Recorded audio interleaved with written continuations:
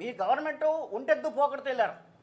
ఒంటెద్దు పోకడని మీరు అనుకున్న చేయటం కోసం ఊరికి ఉరకల పరుగుల మీద వెళ్ళారే తప్ప దానికి సంబంధించినటువంటి స్టేక్ హోల్డర్స్ ఎవరైతే ఉన్నారో, ఆ కులాలు ఏవైతే ఉన్నాయో, ఆ కుల సంఘాలు ఏవైతే ఉన్నాయో, ఆ కులంలో ఉన్నటువంటి మరి ఎక్స్పర్ట్స్ ఎవరైతే ఉన్నారో, ఆ కుల యొక్క రాజకీయ పార్టీలు ఏవైతే ఉన్నాయో, మరి అలాగే ఇప్పుడు జడ శ్రావణ్ గారి పార్టీ ఉంది, మరి ఆ కులాల రక్షణ కోసం పాటుపడుతుంది ఆ పార్టీ. మరి ఆ పార్టీని కానీ మా యొక్క అఖిల భారత మాల సంఘాలు చేసే అంటే కుల సంఘంగా ఉంది, దీన్ని కానీ మాల మహానాళ్ళు కానీ మరి అనేక రకాలైనటువంటి సంఘాలు కుల సంఘాలు ఉన్నప్పుడు మరి రెల్లి సంఘం ఉంది, మరి అలాగే మాదిగ సంఘం ఉంది, మరి అనేక రకాలైనటువంటి సంఘాలు ఉన్నప్పుడు వాళ్ళతో కన్సల్టేషన్ చేశారా మీరు ఎప్పుడైనా? అసలు కుల సంఘాలతో ఒక మీటింగ్ పెట్టారా? కుల సంఘాల యొక్క అభిప్రాయాలను మీరు తీసుకున్నారా? మీకు మందాకృష్ణ ఏది చెప్తే, చెవులో ఏది చెప్తే అది అమలు చేయటం తప్ప మీకు ఆయనకి ఉన్నటువంటి ప్యాకేజ్ ఏంటో మాకు తెలియదు. కానీ మరి మీరిద్దరు మాట్లాడుకుంటే ఇది చట్టం అయిపోద్దా? దీన్ని మేము ఆమోదించాలా? ఏ రకంగా మేము ఆమోదిస్తామనుకుంటున్నారు మీరు? ఇది రాజ్యాంగబద్ధం కాదు, ఇది చట్టబద్ధం కాదు, ఇది సంఘ సంక్షేమం కోసం కాదు, సామాజిక వ్యతిరేకమైనటువంటిది, రాజ్యాంగ వ్యతిరేకమైనటువంటిది మీరు తీసుకున్నటువంటి చట్టం. దీని మీద మేము కొద్ది రోజుల్లో గవర్నర్ గారికి మేము అభ్యంతరాలు తెలియజేసే పిటిషన్ వదలుచుకున్నాం.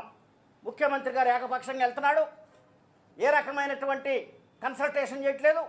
ఎక్స్పర్ట్స్ ఉన్నారు, లీగల్ ఎక్స్పర్ట్స్ ఉన్నారు, మరి దానిలో ఉన్నటువంటి సోషల్ వర్కర్స్ ఉన్నారు, కుల సంఘాలు ఉన్నాయి. ఈ ఎక్స్పర్ట్స్ అందరితో కలిపి ఒక సమావేశం పెట్టి మీ అభ్యంతరాలు ఏంటి చెప్పండి, దాన్ని బట్టి మనం చేద్దాం అనేటువంటి ఒక కాన్సెన్సస్గా మీరు తీసుకొచ్చేయాల్సింది పోయి మీ ఇష్టం వచ్చినట్టుగా ఏకపక్షంగా చేస్తే అది మాకు ఆమోదయోగ్యం కాదు అని చెప్పి సందర్భంగా తెలియజేస్తున్నాం. అలాగే దీన్ని ఇంప్లిమెంట్ చేయాలన్నా కూడా చాలా కష్టం అవుతుంది. ఎందుకంటే మీకు ముందేమన్నారు, మేనిఫెస్టోలో జిల్లాల వారీగా చేస్తామన్నారు. తర్వాత ఏమన్నారు, ఇప్పుడు చెప్పేది రాష్ట్ర యూనిట్గా చేస్తానంటున్నారు. రాష్ట్ర మేనిఫెస్టోలో ప్రజలకు ఇచ్చినటువంటి వాగ్దానం ఏంటి, జిల్లాల వారీగా చేస్తాం. ఇప్పుడు ఆ జిల్లాల వారీగా డేటా లేదు కాబట్టి, మీరు డేటా తీయలేదు కాబట్టి 2026లో డేటా తీసిన తర్వాత జిల్లాల వారీగా చేస్తానంటున్నారు. మరి అప్పుడే చేయొచ్చుగా మొత్తం చట్టం, అప్పటి వరకు ఆగొచ్చు కదా. 2026లో ఎప్పుడైతే జనాభా సేకరణ జరుగుతుందో అప్పుడు దాకుంటే మా జనాభా నిష్పత్తి ప్రకారంగా 22% ఎస్సీలు ఉన్నారు ఇక్కడ, మాకు రిజర్వేషన్ 22% రావాలి. క్లాసిఫికేషన్ అనేది తర్వాత విషయం, ముందు మాకు కావాల్సింది 22% యొక్క రిజర్వేషన్ అమలు ముందు చేయండి అని చెప్పి మేము ప్రధానంగా డిమాండ్ చేస్తున్నాం. కాబట్టి మేమేదో డిమాండ్ చేస్తున్నాం, ఉద్యమాలు చేస్తున్నాం. నిన్నగాక మొన్న మేము ధర్నా చేయాలని ధర్నా చౌక్లో మేము మరి ధర్నాకు పిలిపిస్తే మీరు ముందు పర్మిషన్ ఇచ్చి దాన్ని రద్దు చేయించారు. అంటే ప్రజా ఉద్యమాలను మీరు ఈ రకంగా అణిచివేస్తున్నారా?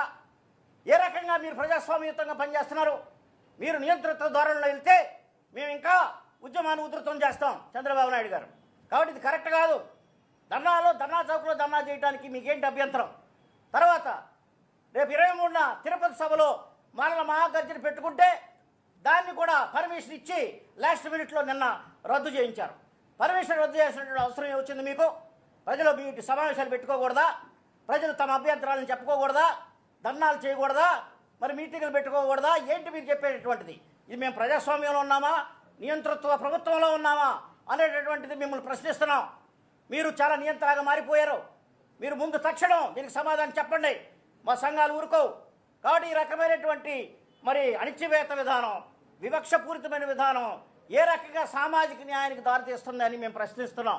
సామాజిక న్యాయం అంటే ఒక మాదిగలకు చేస్తే కాదు, మాలలకు చేయాలి మీరు న్యాయం. మాలలు కూడా పేదరికంలో ఉన్నారు, మాలలు కూడా నిరుద్యోగంలో ఉన్నారు, మాలలు కూడా ఏ రకంగా అనేక కష్ట నష్టాలు పడుతున్నారు. మరి వాళ్ళకు కూడా సామాజిక న్యాయం చేయాలిగా. మీరు వాళ్ళకి ఏం చేస్తారు చెప్పడం ముందు నాకు. అది చేసిన తర్వాత మీరు సామాజిక న్యాయం గురించి మాట్లాడండి. కాబట్టి ఈ రకంగా మాకు అంబేద్కర్ గారు ఇచ్చినటువంటి ఫలాలని మాకు అందకుండా చేస్తున్నటువంటి దుర్మార్గపు మరి అవినీతికరమైన మరి అసభ్యకరమైనటువంటి విధానాలతో మీరు చేస్తున్నటువంటి యొక్క విభజనవాదాన్ని మేము పూర్తిగా వ్యతిరేకిస్తున్నామని చెప్పి ఈ సందర్భంగా తెలియజేస్తూ, భవిష్యత్తులో దీనికి తగిన మూల్యం చెల్లించుకుంటారు.